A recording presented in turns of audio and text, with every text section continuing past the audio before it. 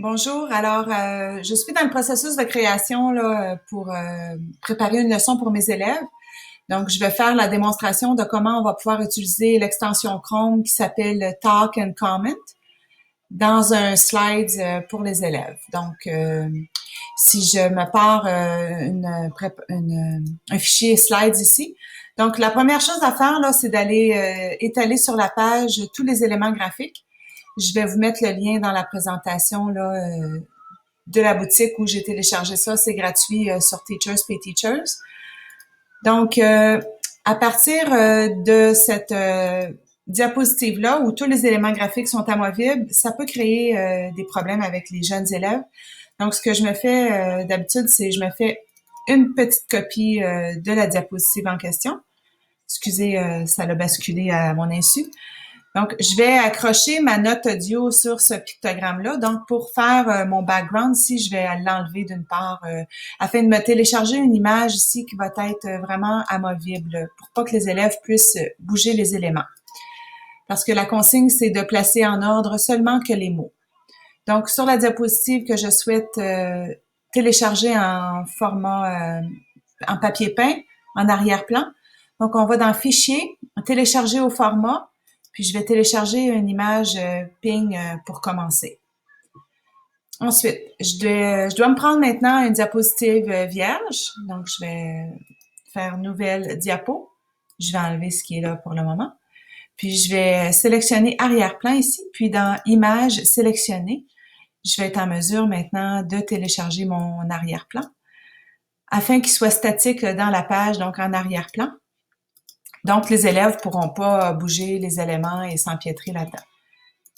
Ensuite, j'ai, par souci d'efficacité, là, avant de faire le tutoriel, j'ai écrit mes mots dans des boîtes texte de façon isolée. Là. Donc, tout simplement avec l'outil texte ici. Donc, zone de texte, j'ai tapé mon mot. J'ai choisi la police de caractère que je souhaitais, puis j'ai dupliqué ça afin d'avoir plusieurs boîtes texte. Donc, je vais faire... c'est pas ça que je voulais faire ici. Voilà. Donc, je vais amener tous ces mots. Donc, on peut faire commande C ou contrôle C sur PC. Donc, je vais copier ces éléments graphiques-là sur sur la diapositive où le fond est barré. Donc, en amenant mes mots sur la page.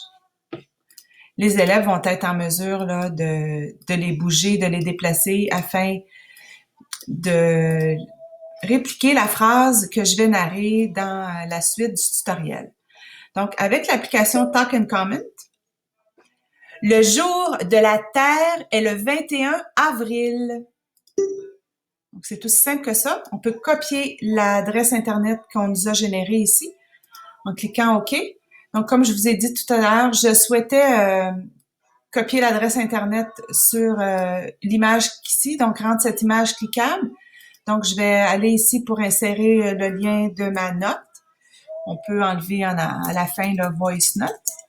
Puis, en appliquant, ça fait une note audio.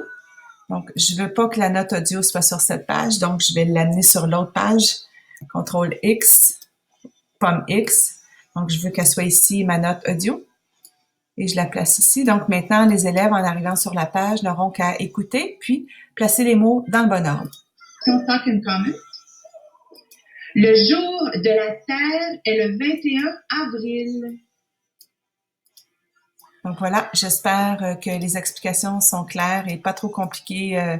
C'est simple quand on a une façon de faire, puis ensuite, il s'agira là, que de dupliquer cette diapositive-là, de changer les mots ici pour d'autres mots, puis de faire une nouvelle note audio. Donc, on peut supprimer cette note, puis on peut faire la narration d'une autre phrase qu'on va également insérer de la même façon en appuyant sur le crochet. Voilà, le lien est arrivé.